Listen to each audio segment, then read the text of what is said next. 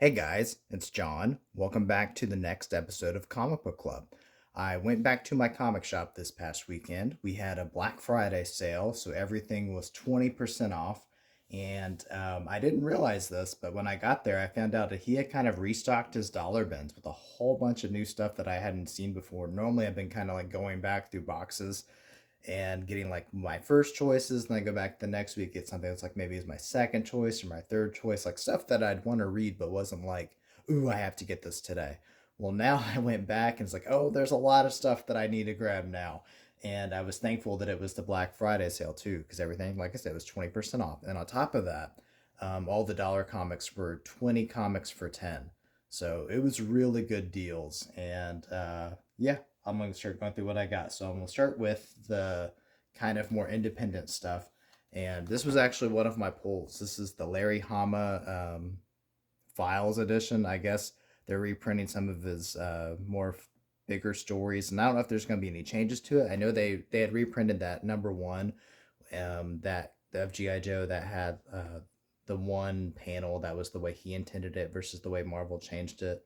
And I bought that one digitally because I have all the GI Joe comics from the original run digitally from um, I think when IDW did it, and they had all those trades, and I got them all on Comixology. But with these ones coming out, and then I know that's supporting Larry Hama, so I don't mind going and getting papers or getting singles of these.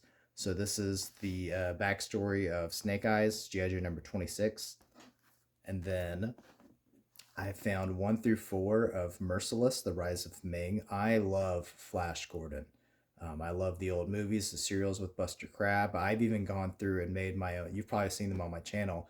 I made those edits of the serials and I turned them into silent movies and then put in the Queen soundtrack and also used the other parts of the soundtrack from the 1980s movie. I love the old newsprint stories. I have a lot of the collected editions of the first ones by Alex Raymond. I love Flash Gordon. So seeing these, I remember when these first came out, I wasn't too interested at the time because it seemed like a very edgy take. But now, as times went on, I've kind of like been okay with other versions of stuff, even though it's not like my preferred version. I found ways to still enjoy it. So I'm hoping I'll like this. It looks great. If nothing else, we got the Alex Ross covers. So Ming, Merciless: The Rise of Ming number 1, number 2, number 3, and number 4. And then, surprise, Ultraverse Prime number 1. I never read any Malibu comics as a kid. I did have a Malibu comics folder that had a whole bunch of the characters on it, like a big double splash page kind of folder. And I actually used that to keep some of my comics in as a kid when I go back and forth from school. Prime was always on there. I remember the Prime toy in the 90s. I didn't watch the cartoon, but always just kind of interested me. So I saw this. I was like, you know what? I mean, it's in great condition too. This is from when Marvel got a hold of it, or this is still when Malibu was actually Malibu. I mean, it looks like it. It's 1993, so we'll see. See if I enjoy Prime or not. And then Green Hornet number 5 from Now Comics. So those were the independent stuff. And then going to Marvel, this is fantastic because if you've watched my channel from the beginning or if you've kind of gone back and looked at some of my older videos, you know, especially back when I was doing my road trip, that what I was looking for were the new Defender stories that predates X Factor. So it shows Beast and Angel and Iceman with the team. And I found a whole bunch here this time. So 109, Beast is with them at this point. But then 126 is the more proper team of the new Defenders. So I got 126, 142,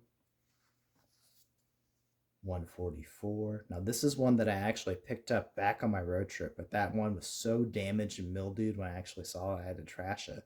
So I was glad to find this. And I mean, the cover's in great condition. The inside's not bad. It's yellowy a little bit, but it's not bad. I mean, it's definitely not as bad as the one I had found back then. So 144, 146, 147. And then X Factor, this is actually the next issue that I was needing to keep reading the story from where I left off with random popping back in. So this is number 118 of X Factor, and then X-Men 2099 number 12. So a lot of great stuff here. I'm gonna have to go back. I'm gonna have to look at my New Defenders comics because I might have completed enough of the run to read it. I mean, 109, Beast is kind of like in and out for a little bit before Iceman and Angel joined the team. I'll have to look and see where I am with that because I gotta get like really close. So that was great. And then going to other Marvel stuff, Mighty Thor 402, 403, 453. And then the Incredible Hulk. I don't grab a lot of Incredible Hulk. Not that I don't like the Hulk, it's just, you only get so many comics and read so many comics. It's so, I don't know. But these were all together. So it was a whole story that was all connected, all there. So like, why not? So this is 390. This is the War and Pieces story, part 1. 391, part 2. We get X Factor in here. And then part 3. 392. And then right after that, this is why the main reason I picked him up. Hulk 393 is the 30th anniversary issue of Hulk, and I don't know how well that's coming through, but this is wonderfully 90s and gimmicky. We got the chromatic green here, and this is not a reprint of the Hulk story. This is really the next proper story in the comics. So you can see, get past the ads, we got 90s art. So it's a full-on new Hulk tale. So that's exciting. And then Hulk 400, we had another kind of partially prismatic cover here. And then Identity Disc number 4. Darkhawk number 2. And I got this because we get a trading card. Again, another one of these characters that you really never see again. Dream Killer is a supervillain. There's some information about him there.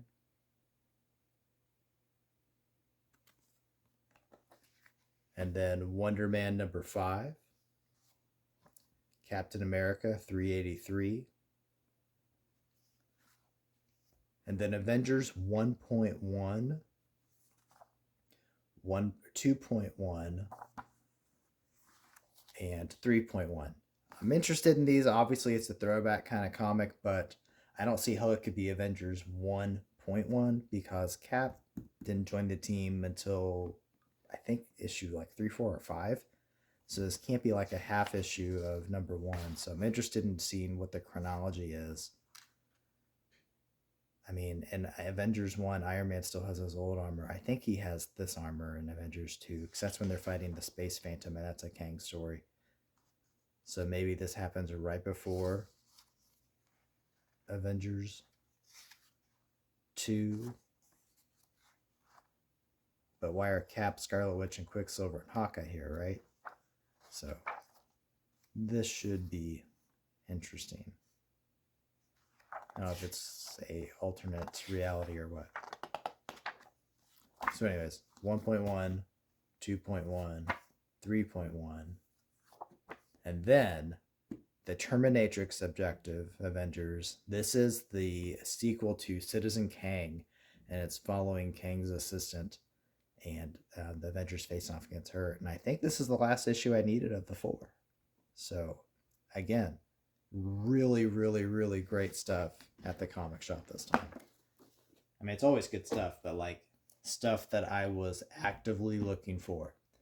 And then continuing on, Justice League, we have Task Force number 10, 11, 12, and then number 15, and then JLA 58, 59, 117, and then Justice League 2007, this is number 7, and number 13. And then moving on to Superman, again, stuff that I'm looking for. I already have Maximum Orbit 1 and 2. So now I finally found Maximum Orbit number 3. So we get Steel and Maxima here. By the way, I heard there was casting rumors for the new Man of Tomorrow movie for a warrior woman. And since the movie's involving Brainiac, I mean, I really think it's going to be Maxima. Because maybe she's going to be his enforcer. I mean, that's where I'm going. I know some people were also thinking maybe it's Lex is getting a super strong assistant. I can't think of her name from the Superman the Animated Series. But a lot of people are saying that. I feel like it's going to be Maxima. I mean, it might not, but the way things have been trending with this version of Superman with James Gunn, it's very 90s, 80s, 90s. And so Maxima just seems to fit the bill there. And so I'm hoping we're going to get some Panic in the Sky stuff going on. Anyways, this is the last of the year one Supermans that I needed for the annuals. I had the other three, I believe. So this is number 4. So the Action Comics one. And then Guardians of Metropolis. I have, I think, 1 and 2. So I think I just see number 4 of this now. And then I got another Superman. This is from 1995. This is 104. We got Cyborg. We have Darkseid. And then Jorge Garcia Lopez is doing the art in here. So that's great. And then we have some Green Lantern and Green Lantern adjacent stuff. Dark Stars number 2 and number 3. And then I have this whole run in the trades because I was collecting them that way when these were first coming out, starting with Rebirth and Recharge. But I've decided to go and start picking up the singles too. So this is number 17 of Green Lantern Corps. And then number 1 of the Sinestro Corps War. This is the Parallax one-shot of Kyle. And then I think this is my last stack here as I'm looking around. More DC stuff. And again, it's stuff that I am wanting. Maybe no one else is, but I am. So I love collecting these annuals and these annual stories. There was that Eclipso annual that was going on, and then there was 2 specials. I have number 1, and this is number 2 of The Darkness Within of Eclipso. And then Eclipso number 11. This is when he got his own run after that stuff. So this is interesting. I love seeing Peacemaker on here. I mean, I didn't really know much about Peacemaker until the series, and so I love the series. I know the comic is not exactly anything really like that, but I'm interested to see what he was like in this. So we also have Creeper. We see Manhunter back here, Wildcat. Not sure about some of the other guys, but I feel like Eclipso's kind of taken hold of these people and making them darker than they already are. And then Infinite Crisis Prelude stuff. So this is the OMAC project, number 3, number 4, number 5, and number 6. Again, if you follow along, you know how excited I was to find this. Bloodlines Outbreak. This is the JLI annual. So we get Lionheart here. And then another annual storyline, Armageddon 2001. This is the Legion annual. And then Wild West Flash 24 and 51. And then a Batman annual. I love this cover with Two-Face. The Atom Special from 1993. And then a Firestorm Legends crossover. I've decided I'm going to go through and start getting all these crossovers for Legends. And I know Legends kind of hit or miss from what I hear, but I mean, if you look at all the other stuff I buy, I think most people will call them misses. So hit or miss should be pretty good. But anyways, I got a lot of stuff this time. It was great. It felt good to go back in and find just so many things that I was just, I mean, not things that like, oh, that looks neat, but like things that I was wanting. So that was really great. I hope you guys have a great Thanksgiving, and I hope you guys were able to go to your comic shops or find comics you were looking for, or stuff you're wanting, or maybe your pulls came in and you enjoyed them. I just hope you're finding some ways to read some comics, and if you have a local comic shop, I always encourage you to go in there and check it out, because there's so much that maybe you've forgotten about, and it's going to come across your path, and Maybe you'll really like it. All right. So I'll see you next time.